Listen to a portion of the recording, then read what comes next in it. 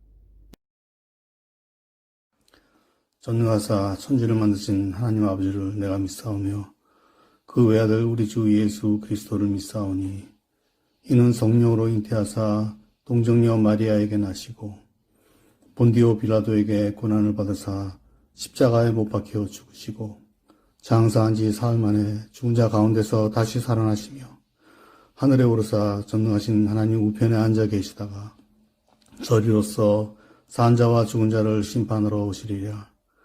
성령을 믿사오며 거룩한 공회와 성도가 서로 교통하는 것과 죄를 사하여 주시는 것과 몸이 다시 사는 것과 영원히 사는 것을 믿사옵나이다. 아멘.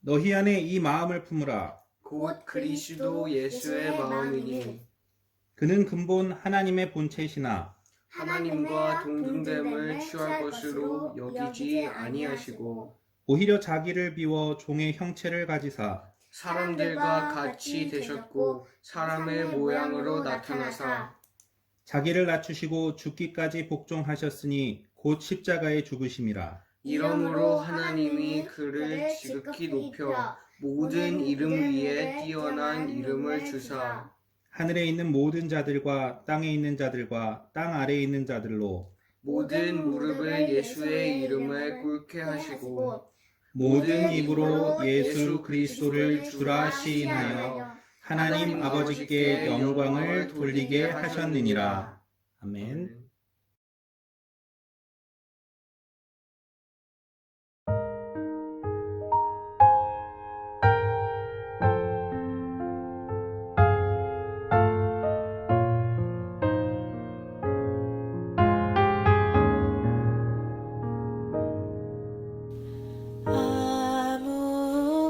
아무것도 두려워 말라. 주 나의 하나님이 지켜주시네. 놀라지 마라. 겁내지 마라. 주님 나를 지켜주시네.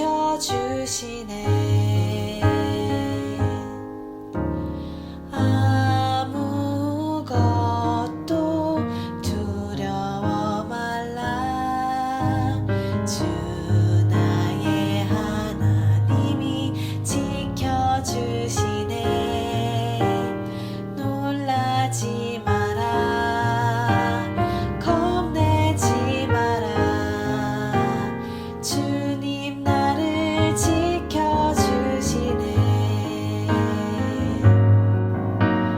내 맘이 힘에 겨워 지칠지라도 주님 나를 지켜주시네. 세상의 험한 풍파 몰아칠 때도 주님 나를 지켜주시네.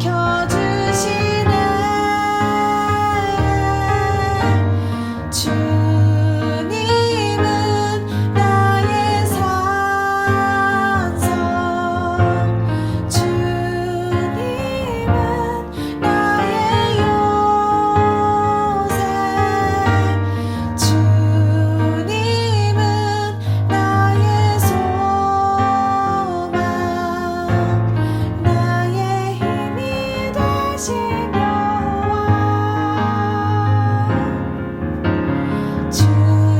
주님은 나의 산성, 주님은 나의 요새, 주님은 나의 소망, 나의 힘이 되신 여호와. 나의 힘이 되신 여호와.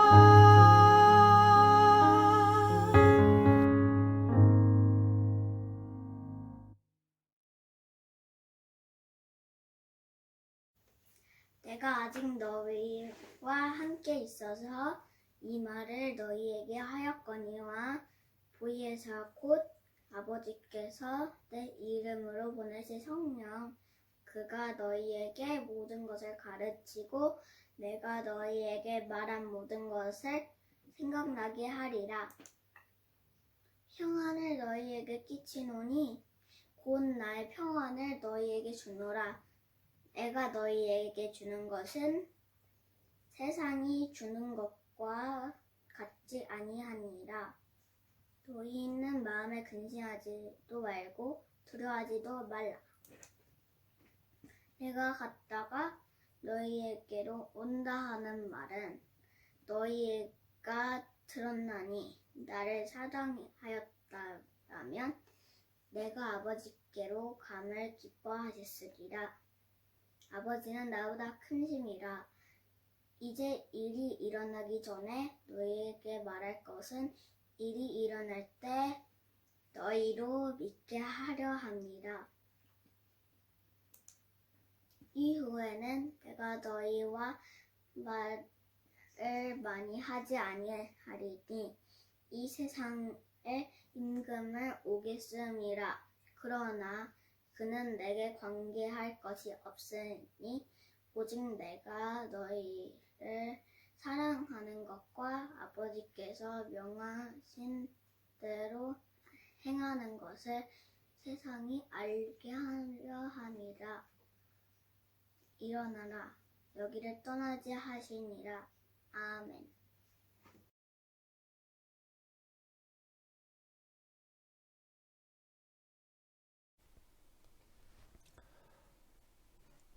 터키를 여행하다가 우리는 히에라폴리스라는 도시를 방문하였습니다.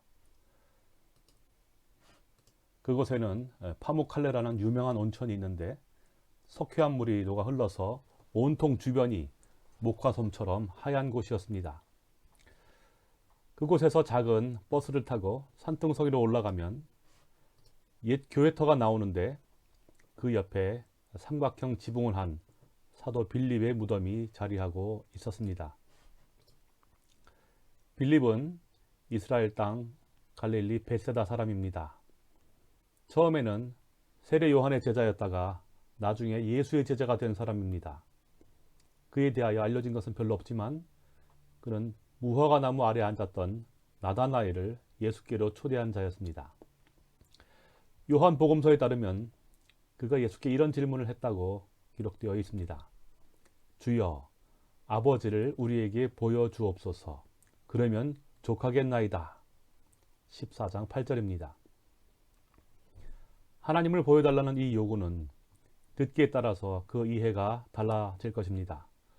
누가 감히 하나님을 보여달라 하겠으며 하나님을 만나봐야 만족하겠다는 이 자는 또 누구겠습니까? 어쩌면 빌립은 무례하고 신성모독적인 그런 말을 했는지도 모르겠습니다. 여러분, 우리가 요한복음 14장 16절 너무나 잘 알고 있지 않습니까? 예수께서 이르시되 내가 곧 길이요 진리요 생명이니 나로 말미암지 않고는 아버지께로 올 자가 없느니라. 도마에게 하신 말씀이지요. 그러나 이 말 역시 당시의 상황과 떼어놓고 들으면 전혀 다른 뜻이 되어버릴 것입니다. 내가 곧 길이란 말, 마치 누가 길이냐라고 물은 그 질문에 대답한 것처럼 들립니다. 누구나가 다 구원의 길을 찾고 있는데, 그래서 어디로 가야 하는지를 묻고 있는데 그 상황 속에서 예수께서 이 대답을 준 것처럼 읽혀지지요. 그러나 성경을 자세히 읽어보시면 예수께서 내놓으신 이 선언적인 대답, 그런 취지는 아니었습니다. 예수께서 자신을 길이요 진리요 생명이라고 선언하신 것은 단순히 도마의 질문에 대한 대답이었습니다. 요한복음 14장 5절에 도마가 이르되 주여, 주께서 어디로 가시는지 우리가 알지 못하거늘 그 길을 어찌 알겠사옵나이까? 라고 했습니다. 바로 그 말에 예수께서는 내가 바로 그 길다 라고 대답하신 것입니다. 도마가 어디로? 이렇게 물었는데 예수는 내게로 라고 대답한 것이지요. 영화 제목이 된 이 베드로의 질문처럼 쿠어바디스 도미네 라고 물었는데 예수께서는 내게로, 곧 내가 바로 그 길이다. 나는 나에게로 돌아간다. 이렇게 대답한 것입니다. 그 뒤에다가 예수는 나는 진리요 생명이라고도 덧붙이셨습니다. 이것은 우리가 예수를 통하여 하나님께로 나아간다는 말일 뿐 아니라 그 길을 통해 우리가 도달할 바로 그 진리의 자리, 그것이 곧 예수라는 소리입니다. 그 길로 달려가 얻을 우리의 생명, 그것 역시 예수라는 소리이지요. 도마와의 일문일답을 정리하자면 이렇습니다. 도마는 어디로 가시는지를 물었지만 예수가 어떤 길로 예루살렘으로 올라가실지 궁금한 건 아니었습니다. 예수께서 그런 식으로 십자가의 길을 가실 것인지 궁금한 건 아니었습니다. 그는 단순히 예수님께서 너희를 위하여 거처를 예배하러 가신다 하신 이 말씀에 그 거처가 어디인지 궁금했던 것뿐입니다. 이러한 그의 질문에 예수께서는 내가 그 길이다 라고 대답하셨지요. 즉, 이 대답은 내가 바로 내가 돌아갈 그 길, 그 목적지이다라는 것입니다. 이것을 신학적으로 표현하자면은 성자는 성부에게로 돌아간다라고 말하는 것입니다. 이것은 결국 성부와 성자는 하나다라는 말씀입니다. 다른 식으로 표현하자면 예수께서는 하나님 아버지께로 돌아가서 거기서 하나님과 하나가 되시는 것을 말씀하는 것입니다. 결론적으로 예수께서는 도마의 그 간단한 질문에 자기 자신을 그들이 오직 하나이신 하나님 여호와라고 믿는 그 하나님 여호와라고 밝히신 셈이지요. 바로 이러한 대화 말미에 빌립이 등장합니다. 빌립이 이렇게 물었습니다. 주여, 아버지를 우리에게 보여주옵소서. 그러면 족하겠나이다. 이런 질문을 하는 것을 보면 빌립은 무언가를 알고 있는 것 같지 않겠습니까? 그가 하는 이 요청이 무슨 의미이겠습니까? 단순히 하나님이 어디 있는지 증명하라는 말은 아니겠지요. 어느 하나님이든 찾아와서 내 앞에 대령하라 라는 말은 더욱 아니겠고요. 빌립이 이런 요청을 한다는 것은 그가 도마와의 이 대화의 실마리를 잡고 있었다라는 뜻입니다. 내가 곧 길이요 진리요 생명이라고 말씀하시는 예수의 대답을 듣고 그 말을 빌립은 내가 곧 여호와니라 라는 말로 알아듣고 있었다라는 것입니다. 정작 그 말을 듣던 도마 자신은 몰랐겠지요. 그러나 빌립은 이 말을 예수의 자기 계시로 알아들은 것입니다. 그래서 이렇게 질문하는 것이지요. 아버지를 보여주옵소서. 다시 말씀드려서 어떻게 당신과 아버지가 같은 하나님일 수 있겠느냐라고 물은 것입니다. 요한복음 14장을 시작하면서 예수께서 이렇게 말씀하셨습니다. 너희는 마음에 근심하지 말라. 하나님을 믿으니 또 나를 믿으라.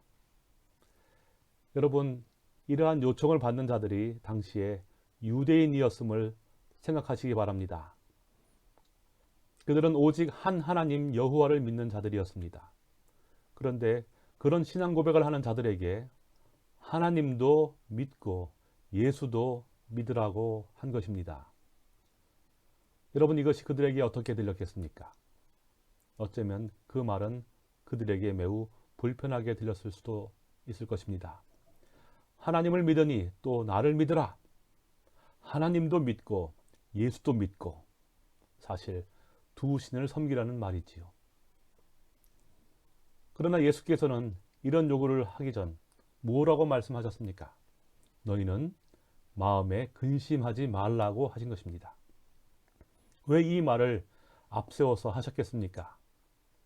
한 하나님 여호와를 믿는 것과 예수를 믿는 것이 다른 것이 아니기 때문이지요. 예수를 믿는다고 두 신을 섬기는 게 아니라라는 뜻입니다. 여러분, 어떻게 그럴 수 있겠습니까? 바로 그 예수가 그들이 믿고 있던 한 분 하나님 여호와이면 가능한 것입니다. 성부와 성자가 하나이면 가능한 일이지요. 그렇다면 그들은 의심할 필요도 없고 근심할 이유도 없는 것입니다. 그런데 그런 말을 듣고 있던 유대인, 또 그 제자들, 현실은 어땠습니까? 여호와 하나님과 예수가 같은 한 하나님이라 함에도 불구하고 그들의 눈에는 예수와 여호와는 마음에 근심이 생길 정도로 서로 다른 존재였던 것입니다. 그들 앞에는 마치 여호와 앞에 또 다른 신으로서의 예수가 서 있는 것처럼 보이는 것입니다. 그러나 보이는 것이 다가 아니지요. 비록 그들 눈에는 두 하나님이 있는 것처럼 보여도 실제는 하나입니다. 그들에게 그렇게 보이는 것은 성부가 계시고 성자가 계셔서 마치 집에 계시는 분은 아버지이고 그 집으로 돌아가는 분은 아들인 것처럼 구별되고 있는 것 뿐입니다. 그렇다는 것을 예수께서는 3절에 이렇게 표현하십니다. 가서 너희를 위하여 거처를 예비하면 내가 다시 와서 너희를 내게로 영접하여 나 있는 곳에 너희도 있게 하리라 했습니다. 이것이 곧 성자와 성부가 구별되는 점입니다. 그러나 이 두 분은 한 하나님이십니다. 첫 절에 말씀하신 것처럼 하나님을 믿으니 또 나를 믿으라 하신 그대로입니다. 4절에 보면 예수께서 제자들에게 이렇게 말씀하십니다. 내가 어디로 가는지 그 길을 너희가 아느니라. 즉 이 말은 예수께서 십자가에 달려 돌아가셨다가 사흘 만에 부활하시고 승천하심으로 하나님께로 돌아가는 그 길을 제자들이 안다는 말입니다. 예수가 곧 하나님이란 뜻입니다. 그뿐이겠습니까? 성령이라 이름하신 분께서도 하나님이십니다. 이 사실을 제자들이 알고 있다라는 말입니다. 무슨 사실입니까? 삼위일체를 말하는 것이지요. 그렇게 말씀하시는데도 도마는 어떻게 말했습니까? 모른다고. 그 길을 어찌 알겠냐고. 어떻게 그것이 이해가 되냐고. 우리식으로 말하자면 삼위일체의 신비를 우리가 어떻게 이해할 수 있겠습니까? 라고 말한 셈입니다. 그도 그렇지 않겠습니까? 어떻게 성부와 성자가 하나인 하나님인지 우리 인간이 이해할 수나 있겠습니까? 그랬더니 예수의 대답이 이렇습니다. 내가 곧 길이요 진리요 생명이다. 곧 내가 바로 그 하나님이다. 그러므로 너희가 나를 알았더라면 내 아버지도 알았으리로다. 이제부터는 너희가 그를 알았고 또 보았느니라 했습니다. 그들 앞에 보이는 자, 그들과 함께 동고동락하고 함께 여행하고 일하는 자, 바로 그들이 여태까지 보이지 않는 한 하나님으로 알았던 그 여호와 하나님이라고 계시하시는 것입니다. 여러분, 하나님은 보이지 않습니다. 그렇다고 우리 눈에 나타나 보여지는 예수가 하나님이 아니십니까? 보이기 때문에 그는 하나님이십니다. 우리는 하늘에 한 분 하나님이 계신다고 믿습니다. 그래서 누군가 눈에 보이는 자를 하나님이라고 하면 신성모독이 되지요. 그러나 드러나 보임에도 불구하고 하나님이신 분이 계십니다. 예수 그리스도이시지요. 그래서 예수를 믿는다는 것은 보이지 않는 한 분 하나님, 하늘에 계신 우리 아버지 여호와를 믿는다는 것과 다를 바가 없는 것입니다. 이 말을 듣던 빌립이 이렇게 물었습니다. 아버지를 우리에게 보여주옵소서. 예수께서 대답하십니다. 내가 이렇게 오래 너희와 함께 있으되 내가 나를 알지 못하느냐? 나를 본 자는 아버지를 보았거늘 어찌하여 아버지를 보이라 하느냐? 보이는 하나님 예수와 보이지 않는 하나님 여호와가 하나이기 때문에 예수를 본 자는 아버지를 본 것과 마찬가지라고 말씀해 주시는 것입니다. 성부와 성자는 한 하나님이십니다. 그러나 그 한 하나님께서 우리에게 구별되는 각각의 인격체로 계시되십니다. 한 분은 하늘에 계시고 또 다른 한 분은 그에게로부터 와서 그분에게로 돌아가는 예수로 계십니다. 둘이 아니냐라고 하겠지만 하나이십니다. 우리 눈에 보이니까 둘 혹은 셋이라고 말은 하겠지만 실제는 하나입니다. 이것이 바로 삼위일체의 신비, 믿음의 신비입니다. 오늘 우리가 읽은 요한복음의 본문 말씀은 보혜사 성령에 대한 것입니다. 성령은 또한 누구인가에 대한 것이지요. 즉 성령은 예수처럼 보혜사이십니다. 중보자라는 뜻입니다.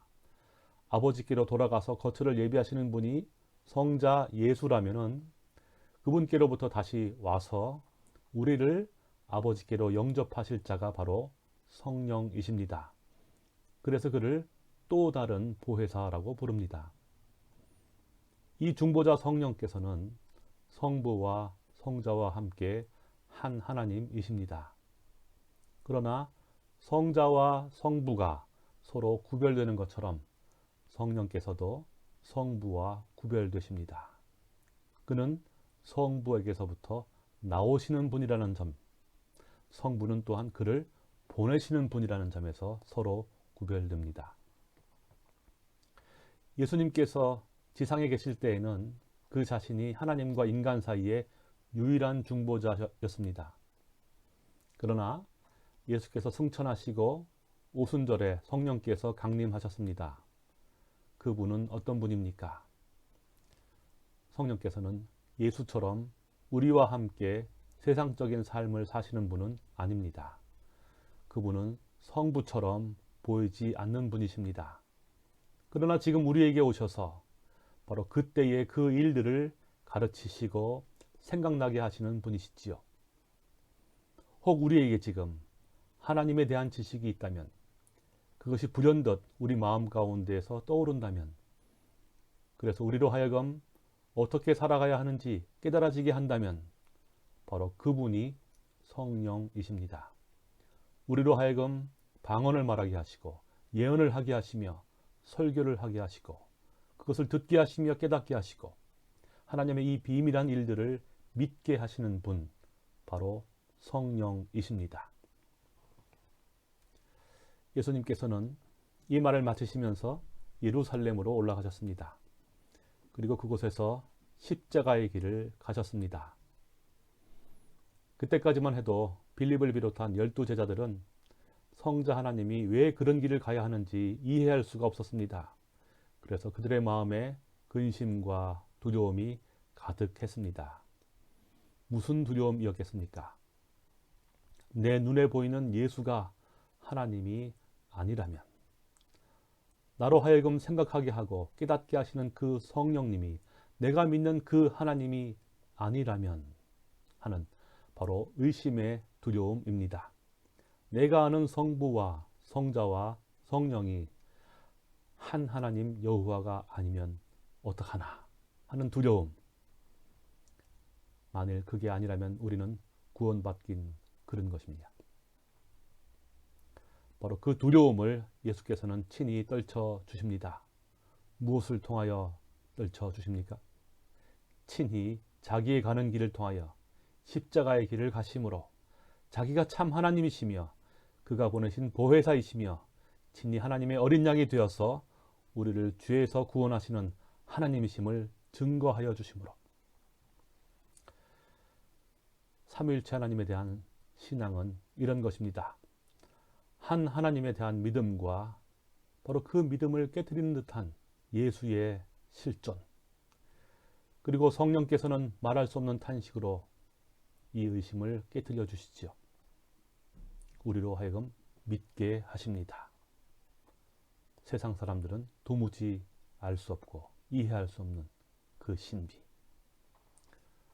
그러한 그가 바로 그 하나님, 홀로 하나님, 하나이신 하나님 여호와라고 알게 하십니다.